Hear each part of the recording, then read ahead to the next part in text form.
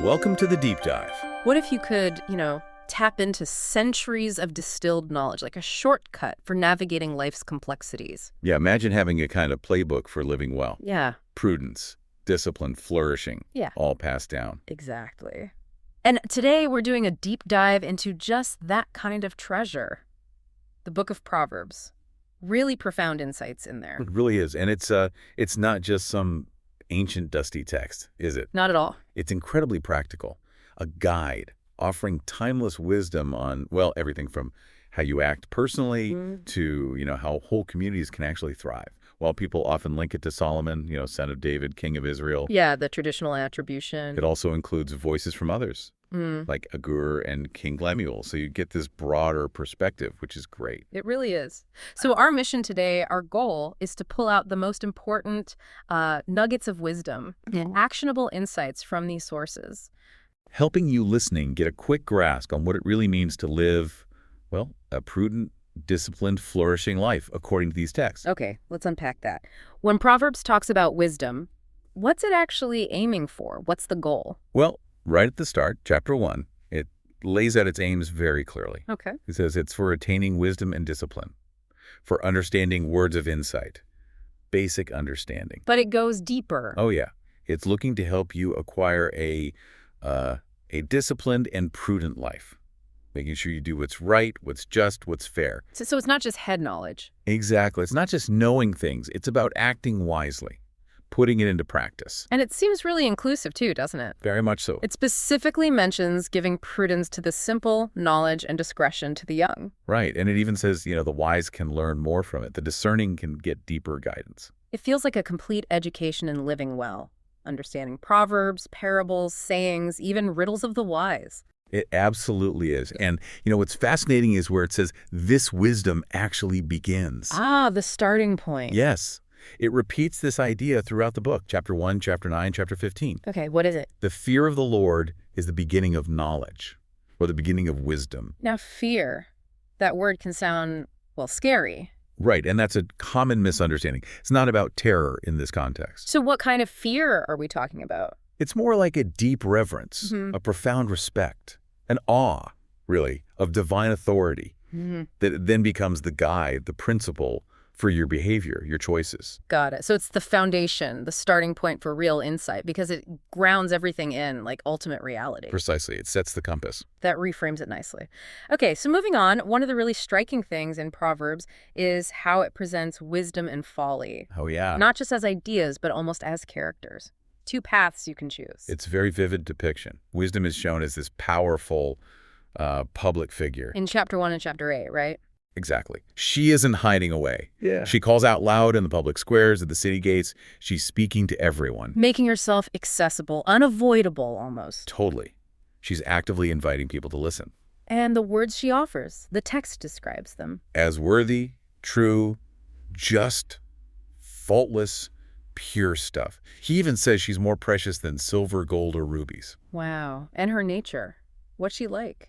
The text says she dwells with prudence, has knowledge and discretion, and she explicitly hates pride, arrogance, evil behavior, perverse speech. So what's the significance of her calling out like that? Is it just about us seeking good advice? That's a great question. I think it implies that true wisdom isn't some, secret knowledge for a chosen few. Okay. It's out there. It's accessible. It's practically shouting for attention in the middle of everything. So wisdom is pursuing us. In a way, yes. Yeah. Offering these universal truths freely available if we just tune in, amidst all the noise. And then there's that incredible part in chapter 8. Oh, yeah, about her origins. Right. That she was brought forth as the first of his works by the Lord even before creation. Like a craftsman at God's side. It's amazing. And delighting in mankind. It positions wisdom not just as like a good quality, But as a foundational principle, woven into the universe itself. like a blueprint for everything good. And she makes promises too, right? Big promises. Yeah. Find her. You find life and favor from the Lord. But the alternative. Hate her. And you basically love death.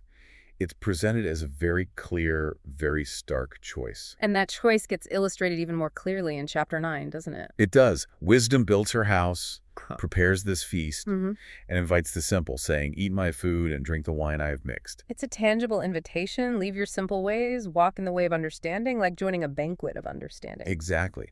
But then you get the flip side, the dark mirror image. The woman folly, also in chapter 9. Yes, and the contrast is stark. She's loud, undisciplined, knows nothing, basically. But she's also calling out. Also sits at her door, calling to the simple passing by.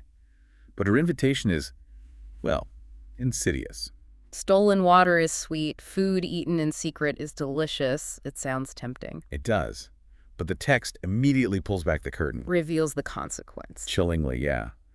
But little do they know that the dead are there, that her guests are in the depths of the grave.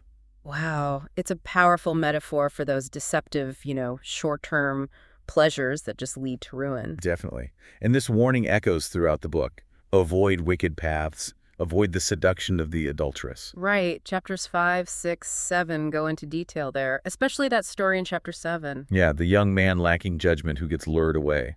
Often because he just doesn't think about the long-term cost, right? Just the immediate gratification. Exactly. He fails to look ahead. So the message is clear. Choose your path carefully. But Proverbs isn't just about these big picture choices. It gets really practical, doesn't it? Oh, incredibly granular. For everyday life. Take, for instance, the power it gives to our words. Yes. This is a huge theme, really potent. One proverb warns, reckless words pierce like a sword. But the tongue of the wise brings healing. I remember that one. And another says dramatically, the tongue has the power of life and death. That feels so relevant today, doesn't it? With social media and everything. Absolutely. The text warns about gossip, calls it choice morsels that go deep. Warns against lying, corrupt talk. But it also praises good words. A gentle answer, turning away wrath. A word aptly spoken, being like apples of gold and settings of silver. Beautiful image. It's not just about not insulting people, is it? It feels deeper. It's about careful, intentional speech. The insight, I think, is that Proverbs sees the cumulative effect of our words. Day after day, those seemingly small words, kind or critical, true or false, they actually shape our reality. They shape who trusts us, who avoids us, our reputation, our opportunities. Our words don't just report on the world, they create it, in a way. That's a powerful thought. Okay, what about diligence versus laziness? That's another big one. Huge. And you have that famous advice. Go to the ant, you sluggard. Consider its ways and be wise. Such a vivid picture. This tiny creature preparing, storing up without anyone telling it to. Right. And the wisdom there isn't just work hard. It's more subtle. What's the deeper layer? The ant represents proactive foresight, self-directed discipline. It doesn't need a boss or a crisis to get ready for winter. Ah, so it's the internal motivation, the forward thinking. That's the real wisdom. Exactly. That quality is rare. It goes beyond just effort. And the warning is stark. Laziness leads to poverty. Poverty comes like a bandit. While diligent hands bring wealth, it's a call for proactive work. Take initiative. Makes sense. The deep dive also gives a lot of guidance on relationships, social stuff. Absolutely. Starts right at home, emphasizing listening to parents. Listen, my son, to your father's instruction, and do not forsake your mother's teaching. That comes up a lot. Respect for parents is a cornerstone of wisdom. Seems so. And then it's about who you hang out with. Right. Don't make friends with a hot-tempered man. Avoid people plotting evil. Pretty direct advice. Very direct. And then there's the recurring theme of the quarrelsome wife. Yeah, that comes up surprisingly often, like a constant dripping, it says. It makes you wonder about the author's personal experiences sometimes. Maybe. But on the positive side, it has beautiful things to say about friendship, too. Oh, definitely. A friend loves at all times, and a brother is born for adversity. That's powerful. It is. It's a really practical look at how relationships affect our inner peace, our lives. And it extends outwards, too, Yeah. to neighbors, society. Don't withhold good, don't plot harm, don't slander. Basic community rules. And then it tackles wealth, justice, integrity, big societal issues. Head on. Strong warnings against ill-gotten gain, dishonest scales, cheating in business. But what's really striking is the consistent focus on generosity, caring for the poor. Yeah, he who is kind to the poor lends to the Lord, and he will reward him. And the opposite. He who oppresses the poor shows contempt for their maker. It connects social justice directly to reverence for God. It's a very holistic view. It even talks about leadership, doesn't it? Yes, kings detest wrongdoing. They establish their thrones through righteousness. It's a call for ethical government, Justice for the vulnerable isn't optional, it's central to stability. Exactly. And underpinning all of this, discipline and humility. Right. Whoever loves discipline loves knowledge, but he who hates correction is stupid. Pretty blunt. Doesn't pull punches. It even applies it to raising children. Do not withhold discipline. The rod of correction imparts wisdom. Definitely a different perspective than some modern views, but clear in its stance. Very clear. And the warnings about pride are just as strong. Pride goes before destruction, a haughty spirit before a fall. Classic. And the flip side, humility comes before honor. It's a constant theme. Be teachable. Be aware of your limits. It seems like pride isn't just seen as like a moral failing. No, it's an intellectual barrier, too. It blinds you, stops you from learning, from hearing good advice. Whereas humility opens you up to wisdom. You have to admit you don't know everything to learn anything. You've nailed it. That's crucial. Now, this deep dive also shows there are other voices in Proverbs besides Solomon, which adds real texture. Yeah, like the sayings of Agur in chapter 30. He starts so humbly. I am the most ignorant of men. I do not have a man's understanding. I love that opener, especially before he gives these really sharp observations. And his prayer. The one for balance. Yeah, give me neither poverty nor riches, but give me only my daily bread. He sees the dangers in both extremes. Wealth leading to denial of God, poverty leading to theft and desperation. Exactly. Such practical wisdom. And then he has those fascinating numerical proverbs. Oh, right. 3 things never satisfy, 4 things too amazing to understand. Like an eagle in the sky, a ship on the sea. And he observes nature closely. Small but wise creatures, ants, conies, locusts, lizards. And things with stately presence, like a lion, a rooster, a king. It's this mix of profound spirituality and really keen observation of the world around him. It really is. And he has that unsettling line about the adulteress. Oh, yeah. She eats and wipes her mouth and says, I've done nothing wrong. It's chilling. Such a sharp insight into deception and rationalization. A lack of conscience. Absolutely. Then you have the sayings of King Lemuel's mother in chapter 31, advice for a king. Right. Direct advice from his mom. She warns him about things that could derail him. Like promiscuity, strong drink. Yeah. Things that would make him forget the law and ignore the rights of the oppressed. What kind of society would that create? A broken one. Exactly. So her core advice is, speak up for those who cannot speak for themselves. yes, for the rights of all who are destitute. Judge fairly, defend the poor and needy. It's a powerful call for compassionate leadership, using power to protect the powerless. A reminder that a leader's character affects everyone. It's not just personal. Which brings us, really, to the grand finale of Proverbs, the description of the wife of noble character in chapter 31. Often seen as the pinnacle, yeah. And it's not just a domestic picture, it's this full portrait of excellence. It starts by saying she's worth far more than rubies, sets the value incredibly high. Immense value. Her husband trusts her completely, lacks nothing because of her. She brings him good consistently. And what strikes me is how active she is. Her work ethic is incredible. Isn't it?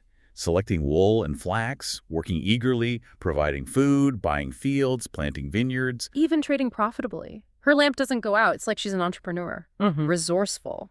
A force for prosperity. Totally. But it's not just about business. She's also deeply compassionate. Right, opening her arms to the poor and needy. And she has this inner strength. She is clothed with strength and dignity. She can laugh at the days to come. That's confidence. And wisdom is key. She speaks with wisdom and faithful instruction is on her tongue. It's a complete picture. Holistic wisdom in action. And her reward, her family praises her. Her works praise her publicly at the city gate. And the text concludes, charm is deceptive and beauty is fleeting, but a woman who fears the Lord is to be praised. Bringing it back to that core principle, fear of the Lord. It really emphasizes character, inner wisdom over just looks. True, lasting value comes from within. Exactly. And that's a powerful message for any time, challenging us to look past the surface. So wrapping this up, what does this all mean for you listening right now? Well, this deep dive into Proverbs, it really shows a complete philosophy for living well, doesn't it? It really does. It's like proof that these timeless principles, wisdom, integrity, diligence, they really are the source of a good life. Yeah. Health, prosperity, regardless of the era. And it's more than just, a checklist of rules. Yeah. This ancient text, it doesn't just give advice. It kind of invites you into a whole way of seeing the world. How so? Where every action matters, has consequences. and where wisdom isn't just an idea, but this living, accessible force, shaping not just what you do, but who you become. Okay, so a final thought for everyone listening. As you go about your day-to-day, maybe think not just about what you're doing. But why you're doing it. Right. Does it line up with that path of wisdom we talked about? Or is it closer to that tempting but ultimately destructive path of folly? Yeah. What small steps, maybe just one thing, could you take today to embrace wisdom's call a bit more fully in your own life? Something to think about. Until next time, keep exploring, keep questioning, and keep getting well informed. Thanks for joining us for this deep dive.